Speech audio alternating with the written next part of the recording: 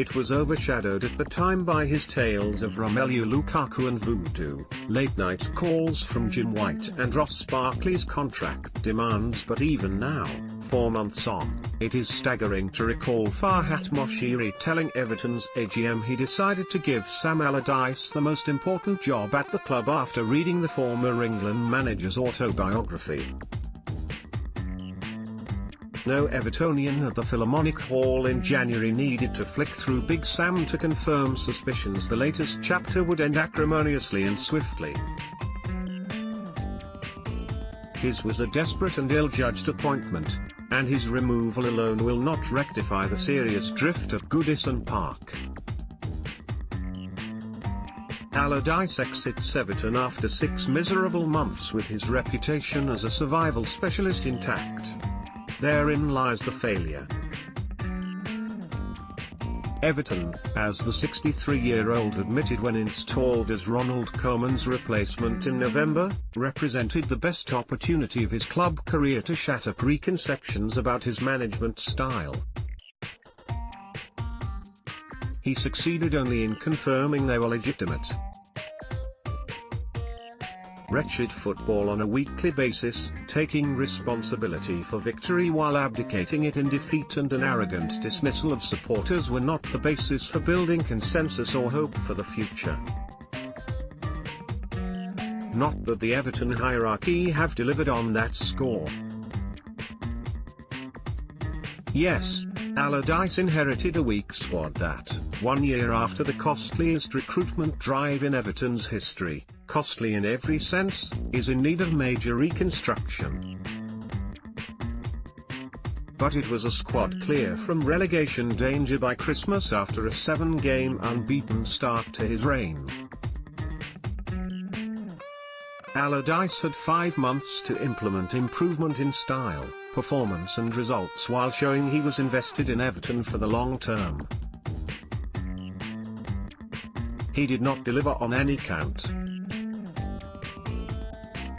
The anemic defeat at West Ham United last Sunday, coming after the manager had given players several days off in the build-up, was a fitting farewell to an appalling season from all concerned. In fairness to those who ignored Allardyce's unsuitability and oversaw the unpopular appointment, there was a sensible economic reason for seeking insurance when the team floundered earlier in the season.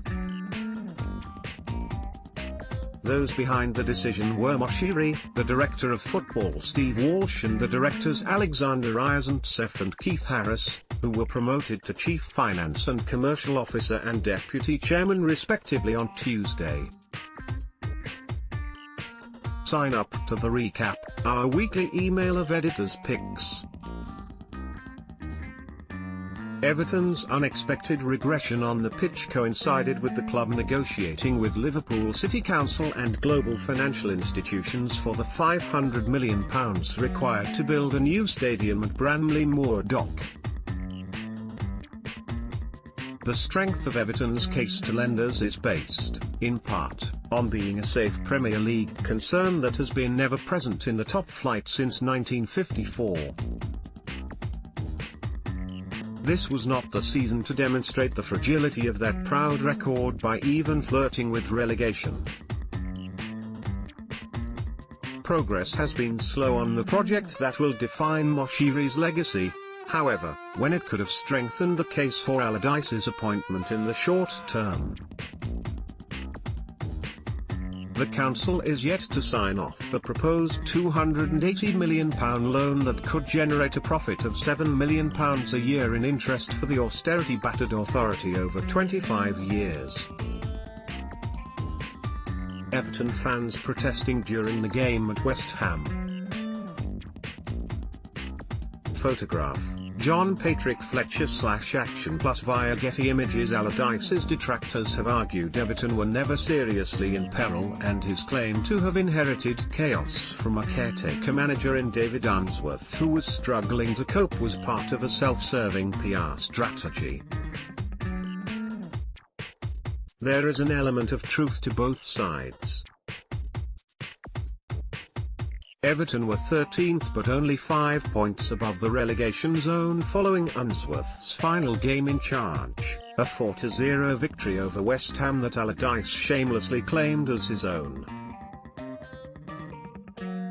That and many other erroneous boasts fueled supporters' antagonism as much as football devoid of joy or entertainment.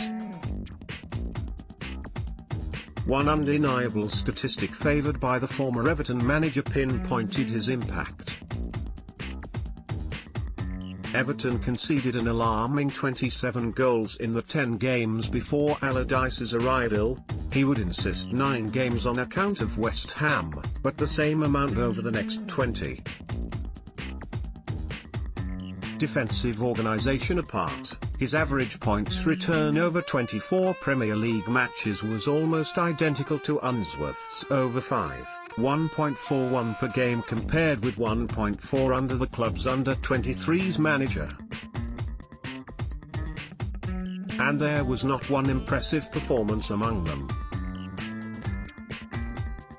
His tenure will be remembered instead, if at all, for attempting to bring on a defensive midfielder, Morgan Schneiderlin, at 0-0 against Watford, only to summon a striker when Troy Deeney scored the winner, for being content with a point at Swansea City, for having the second lowest number of shots on target in the Premier League season, and a style of play that one rival manager branded conference football following a game at Goodison.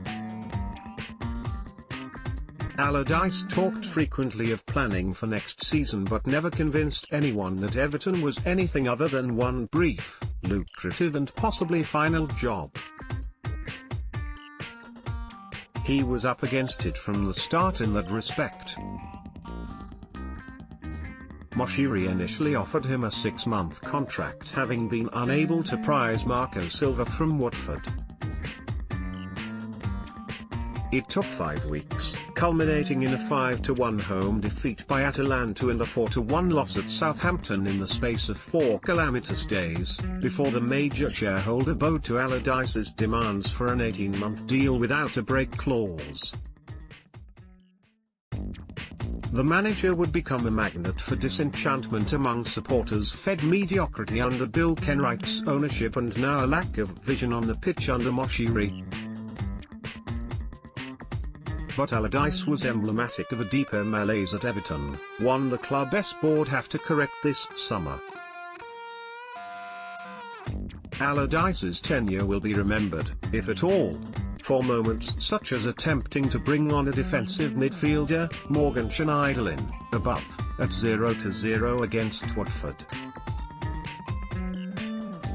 Photograph, Everton FC via Getty Images. The club exposed its former manager to ridicule with the survey that asked club members to rate his performance on a scale of 0 to 10. It may have been a wide-ranging survey, it may have been a repeat of last year's exercise under Koeman, but its publication this year, when Allardyce was regularly being told where to go during away games, reflected the leadership vacuum in a business getting the small details wrong. Monaco-based Moshiri is expected to acquire a majority stake in Everton soon and can ill afford his third managerial failure, with the team regressing from the top 6 and the stadium vision yet to take shape. The rate of change occurring at Goodison is recognition of the need for improvement. A new director of football, or similar title, is expected, with PSV Eindhoven's technical director Marcel Brands likely to arrive. Walsh is understood to have been offered a scouting role, having presided over a disastrous recruitment policy. The Deputy Chief Executive Denise Barrett-Baxendale has been confirmed as Robert Elston's replacement, with the Chief Executive heading to Super League after 13 years. The growing influence of Harris and Ryazantsev behind the scenes was also recognized in Tuesday's executive restructure. That leaves the not insignificant matters of a stadium finance deal and a fourth management team in 8 months to be resolved. Everton are relieved of Allardyce but in many respects are also back to square one.